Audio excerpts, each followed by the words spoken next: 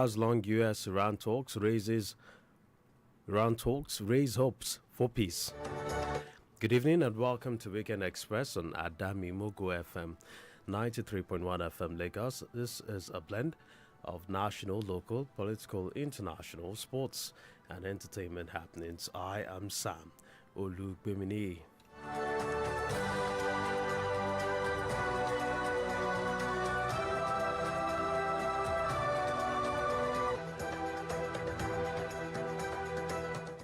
We begin with security matters. President Bola Tinubu says his heart bleeds with the bereaved families of those who lost their lives in the recent attack on military personnel in Beni Sheikh in Borno State.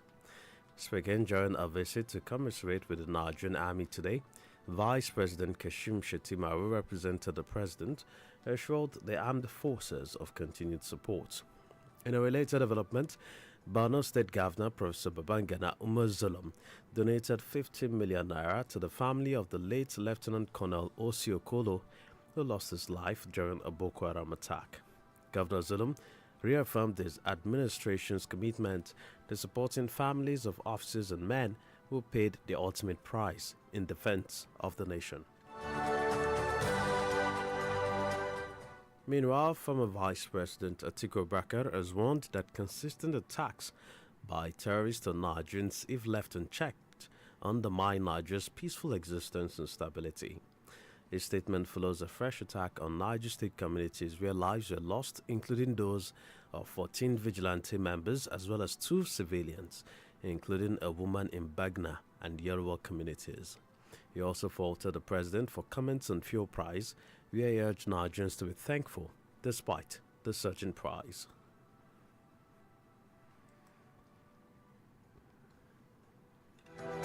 Yes, I hear you from various angles of the economy. The fuel prices is biting hard. But look around, let's just thank God together that you are better off. Listen to them in Kenya, in other African countries, what they are going through. We will not look back. We will continue to find ways to ameliorate the suffering of the vulnerable. Atiku stated that the comparison by President Bola Tinubu is shallow and not only misleading but a grave distortion of the lived reality of Nigerians.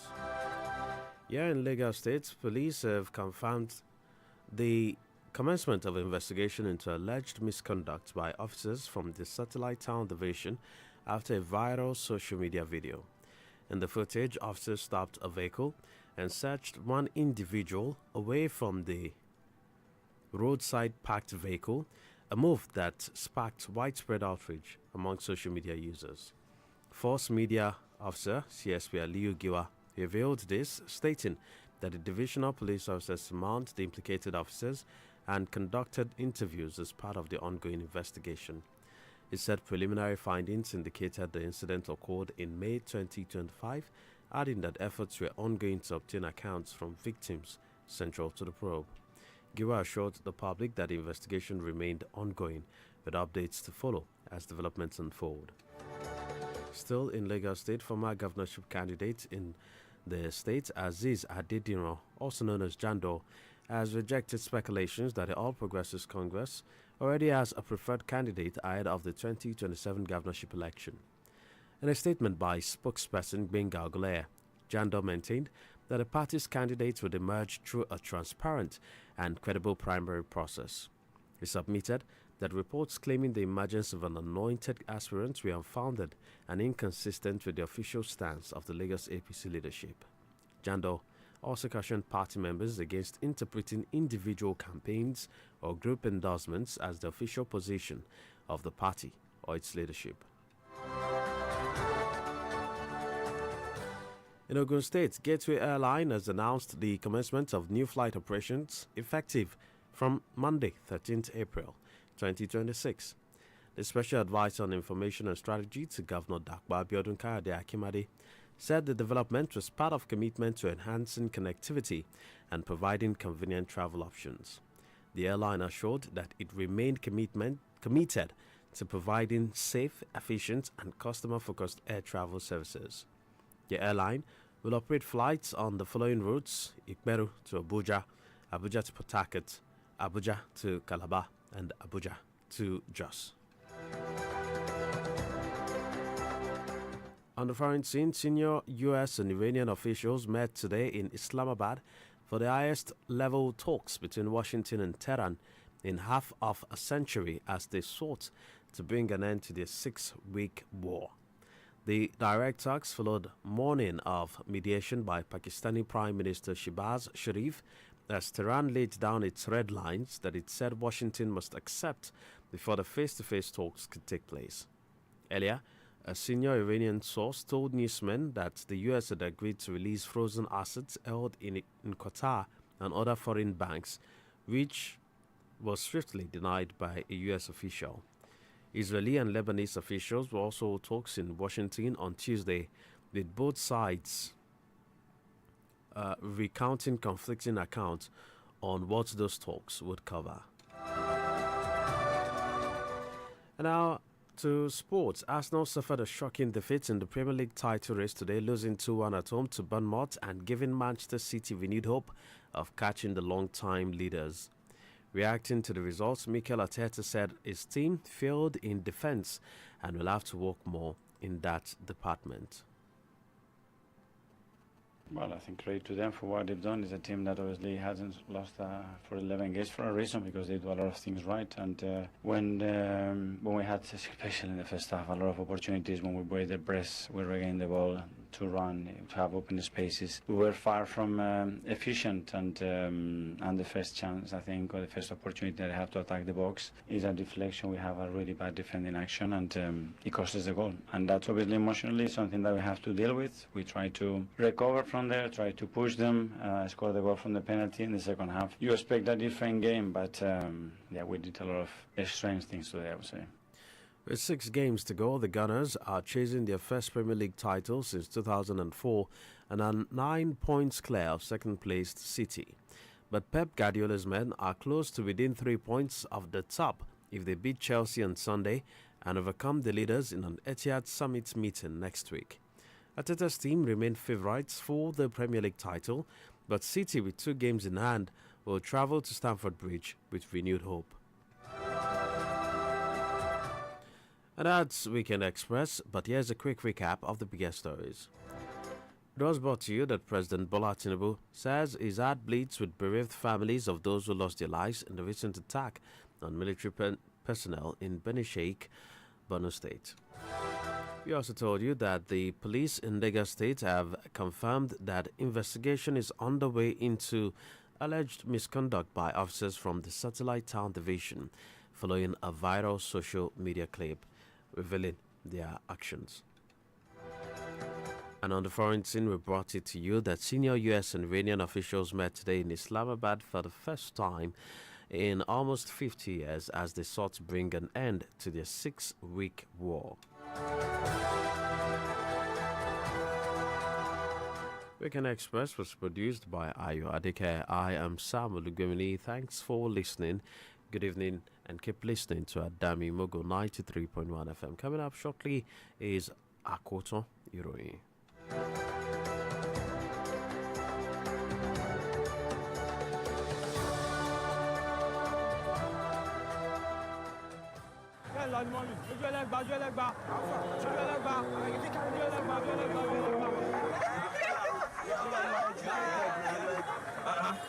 Madam, see that my vehicle you dey litter like this. Why you go drink soft drink dey throw am for ground like this? Oya pick am up. Sorry, sir. I didn't think it mattered. Madam, it matters o. Everybody no fit dey litter everywhere like this. E no go make sense. You know the right thing to do, so do it. Whether on the road, in a bus or at home, dispose your waste properly. A cleaner Lagos begins with you.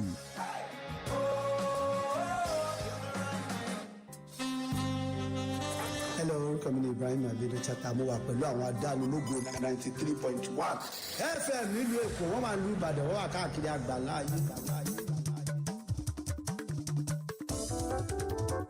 Àsìkò ìròyìn ti tó, bóyá ẹ jẹ́ ká jọgbọ́n, lónílé lálejò bóyá, lọ́mọdé lágbà ó, ẹ mú kalẹ̀ owó, ẹ mú kalẹ̀ ọmọ, ìròyìn tó jẹ́ ojúlówó rédíò ìròyìn lẹ ti máa gbọ́ 93.1 FM ìkànnì tó tayọ Lekki la máa fi kalẹ̀ sí nígboro Èkó Adámímọ́kò FM bóyá.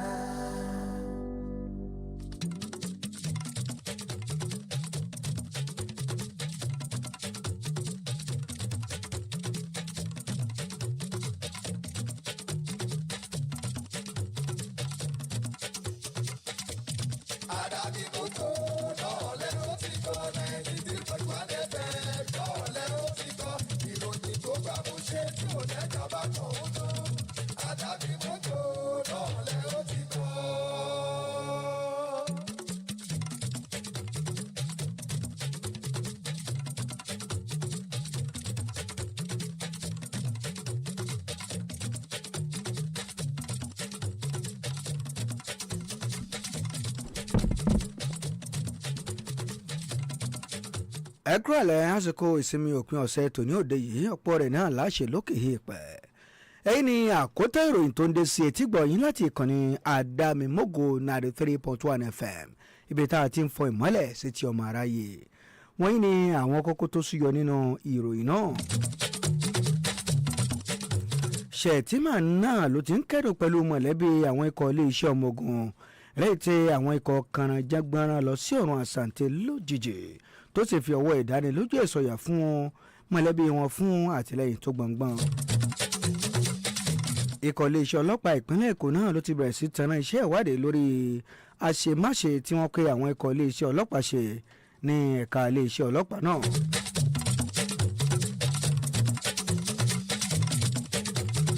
ìfikùnlukùn láàrin ilẹ̀ Amẹ́ríkà tó ń tilẹ̀ Iran náà ni wọ́n pé ó ṣeé ṣe o kó jẹ́ kí àlàáfíà ó jọba kó sì jẹ́ kó ogun omi.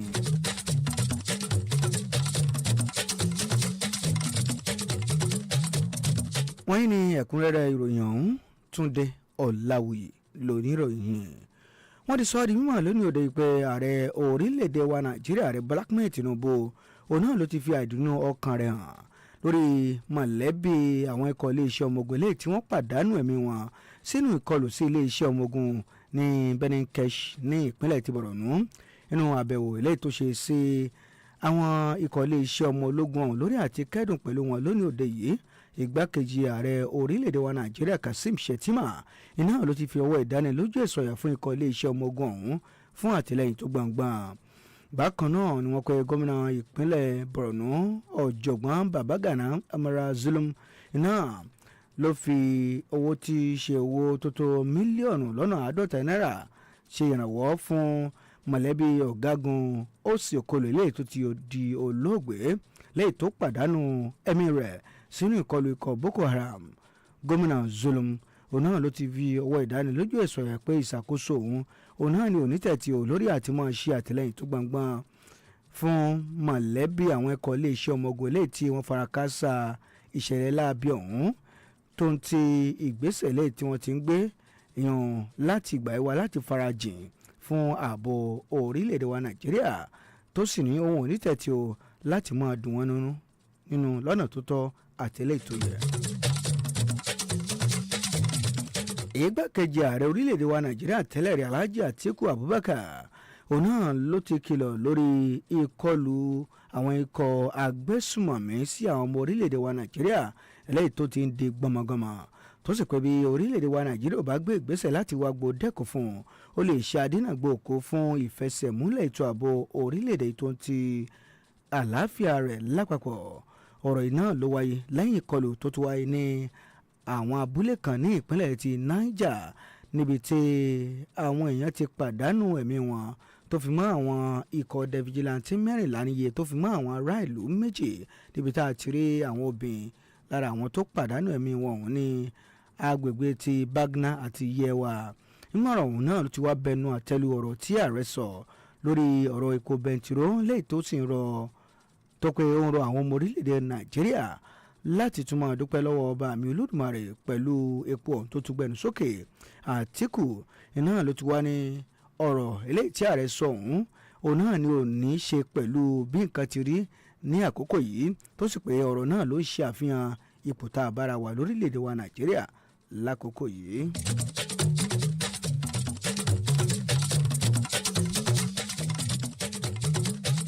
wàyí wọn ti sọ ọ́ di mímọ̀ pé ikọ̀ iléeṣẹ́ ọlọ́pàá ẹ̀ka ti ìpínlẹ̀ èkó náà ló ti bẹ̀rẹ̀ sí tanná iṣẹ́ ìwádìí lórí àṣemáṣe tó ń ti ìwà kò tọ́ léyìí tí wọ́n pé ikọ̀ iléeṣẹ́ ọlọ́pàá wò ní ẹ̀ka iléeṣẹ́ ọlọ́pàá ní ìpínlẹ̀ èkó lẹ́yìn fọ́nrán kan léyìí tí wọ́n fi hàn dé lórí ìkànnì ayélujára nínú fọ́nrán ọ̀hún náà ni wọ́n ti pé ikọ̀ iléeṣẹ́ ọlọ́pàá náà ló dá ọkọ̀ kan dúró tí wọ́n sì bẹ̀rẹ̀ sí yẹ ẹnìkan wò nínú ọkọ̀ ọ̀hún ní ẹgbẹ́ ibi tí ìṣẹ̀lẹ̀ ọ̀hún ti ṣẹlẹ̀ tí wọ́n sì pé fọ́nrán ọ̀hún náà ni wọ́n fi léde lórí ìkànnì ayélujára ikọ̀ iléeṣẹ́ ọlọ́pàá lẹ́ka ìròyìn ìyẹn ọ̀gá ọlọ́pàá CSP Gíwá Aliyu náà ló fi ọ̀rọ̀ léde tó sì sọ di mọ̀ pé adarí ẹ̀ka iléeṣẹ́ ọlọ́pàá ọ̀hún òun náà ló ti pe àwọn ikọ̀ iléeṣẹ́ ọlọ́pàá tọ́rọ̀ kàn lẹ́jọ́ tó sì bẹ̀rẹ̀ sí fi ọ̀rọ̀ wá wọn lẹ́nu wò lọ́ọ́lọ́ lákòókò yìí nínú ọ̀rọ̀ náà ló ti sọ di mọ̀ pé iṣẹ́ ìwádìí ọ̀hún náà ló ń ṣe àfihàn pé ìṣẹ̀lẹ̀ náà ló ṣẹlẹ̀ lóṣù karùn-ún ọdún 2025 tó kọjá lọ tó sì pé iṣẹ́ ìwádìí lórí àti tanáwá ọ̀rọ̀ wọn náà ní tẹ̀síwájú tí wọ́n sì fi ojú wọn hàn dé láìpẹ́ láì jìnnà lórí ibi tí wọ́n bá iṣẹ́ ìwádìí ọ̀hún dé.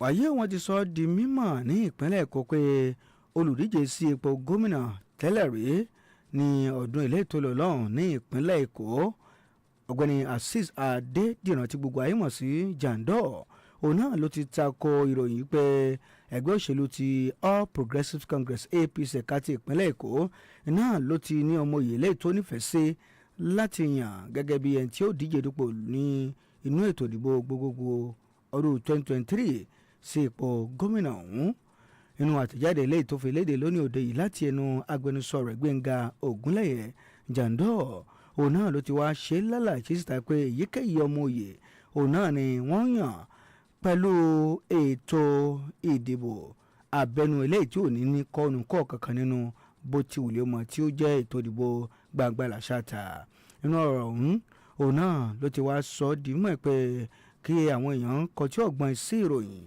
eléyìí tí wọ́n pé wọ́n fẹ́ yan ọmọ òye yìí ní ìbámu pẹ̀lú pé wọ́n ti ní ẹni tí wọ́n ta òróró lé lórí tó sì pé eléyìí tako ìlànà adarí ẹgbẹ́ òṣèlú ọ̀hún ní ìpínlẹ̀ èkó Jandor òun náà ló ti wá rọ àwọn ọmọ ẹgbẹ́ ọ̀hún láti má gbìyànjú nígbà kankan lórí àti fi ọ̀rọ̀ ìpolongo ètò ìdìbò àbí ọ̀rọ̀ tí ó ní ṣe pẹ̀lú bí àwọn ọmọ ẹgbẹ́ ọ̀hún ṣe náwó ẹnìkan sókè wé èròǹgbà ẹgbẹ́ òṣèlú náà àbí adarí ẹgbẹ́ òṣèlú náà lákòókò yìí.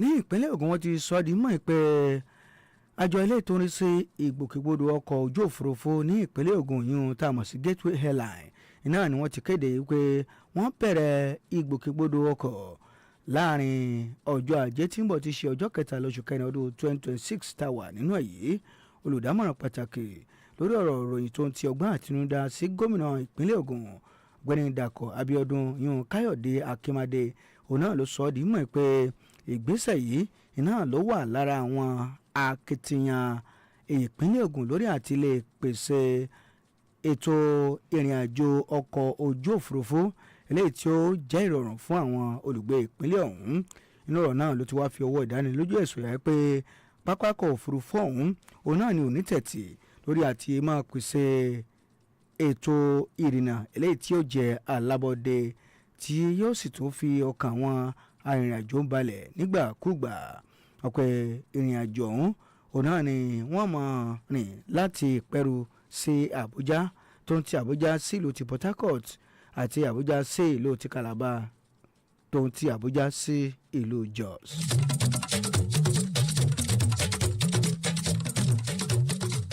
àkótán ìròyìn náà lẹ̀ ń gbọ́ lọ́wọ́ níkànnì àdámímọ́gò 93.1 FM ní Lekki phase 1 ní ìpínlẹ̀ Èkó wọ́n ní ìyókù ìròyìn náà.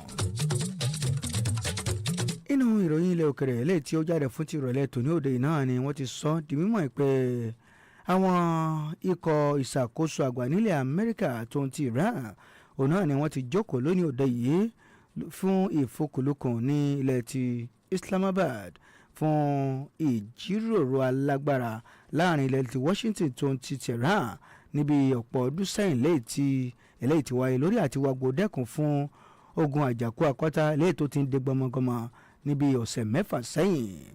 wọ́n pe ìjíròrò ọ̀hún òun náà ló wáyé lẹ́yìn ìgbésẹ̀ lóòrọ̀ òní òde lórí àti yanjú aáwọ̀ ọ̀hún láti ọ̀dọ̀ olóòtú ìjọba tilẹ̀ ti Pakistan yun Shehbaz Sharif níbo ti pé Tehran náà ló ti gbé ìgbésẹ̀ báyìí lórí àti ṣètò ìlànà kan eléyìí tó pé ilẹ̀ tí Washington gbọ́dọ̀ tẹ̀lé kó tó di pé àwọn ò ní ìjíròrò tó gúnmọ́ lórí àti jẹ́ kí àlàáfíà ìjọba ṣáájú òun náà ni wọ́n sọ di mọ́ pé ikọ̀ ilẹ̀ ti Iran òun náà ló ti sọ di mímọ̀ fún ikọ̀ oníròyìn pé ilẹ̀ Amẹ́ríkà òun náà ni ó ti pinnu láti yọ̀ǹda àwọn dúkìá eléyìí tí ó ti gbẹ́sẹ̀ lé ní Qatar tó ń ti àwọn ilé ìfowópamọ́ láwọn ilé òkèrè míì lẹ́yìn tí ilẹ̀ Amẹ́ríkà wọ́n sì takò lákòókò yìí.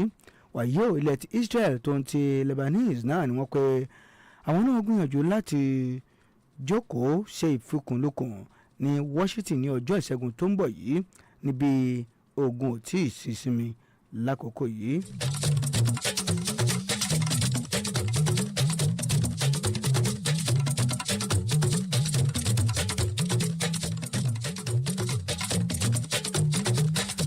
wáyé ò nínú ìròyìn eré ìdárayá fún ti òní òde yìí náà ni wọ́n ti sọ di mọ̀ pé ikọ̀ ẹgbẹ́ agbábọ́ọ̀lù ti Arsenal náà ló bá wọn lẹ́jà fò lónìí òde yìí pẹ̀lú bí wọ́n ti bọ́rẹ́lẹ̀ níbi eré bọ́ọ̀lù àgbọ̀jẹ̀ tó wáyé lónìí òde yìí pẹ̀lú àmì ayò 2-1 pẹ̀lú ikọ̀ ẹgbẹ́ agbábọ́ọ̀lù Bournemouth lẹ́yìn tí wọ́n pé ó sì fún ikọ̀ ẹgbẹ́ agbábọ́ọ̀lù Manchester City ní orí ọ̀fẹ́ lásìkò yìí láti jókòó lórí òkè téńté tábìlì ní inú àmì ilé tí wọ́n ti wà láti ìgbà ẹ̀wá tó ń tẹ̀lé tí wọ́n ń fojú sùn inú àti fèsì sí àbájáde èsì eré bọ́ọ̀lù ọ̀hún. Michael Arteta náà ló ti pé ikọ̀ ẹgbẹ́ agbábọ́ọ̀lù ọ̀hún náà ló kùnà ní ojúlẹ̀ tó sì pé àwọn ò ní tẹ̀tì láti ṣiṣẹ́ takuntakun lọ́jọ́ iwájú sí i lórí àtìlẹ̀ kógojá lẹ́ka ọ̀hún.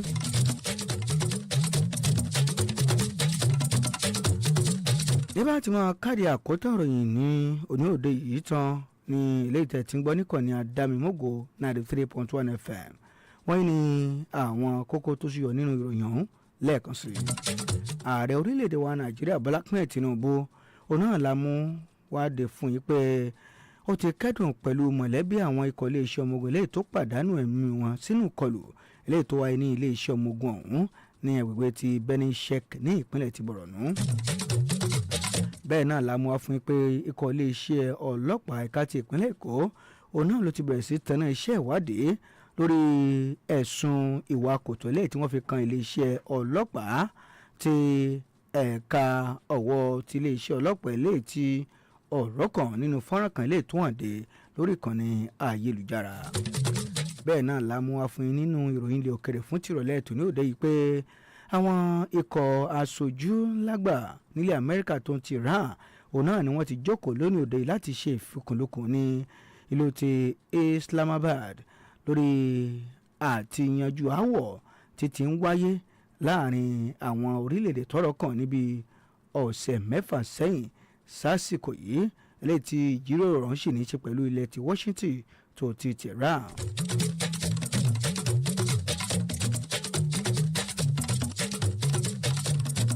wáyé àkótọ̀rùn ìfún ti ìrọ̀lẹ́ tòní òde náà ni ó mọ̀rọ̀ ké sí àyìn eléyìí tẹ́ ti gbọ́ nìkan ní àdámimógo 93.1 FM ní Lekki phase 1 ní ìpínlẹ̀ Èkó. Ayọ̀ Adékẹ́yẹ náà ni olóòtú ìròyìn ọ̀hún. Túndé Ọ̀làwì ló kà sí etí gbọ̀yìn. ẹ ṣe tẹ́ ń gbọ́ wa ká ní òpin ọ̀sẹ̀ rere o.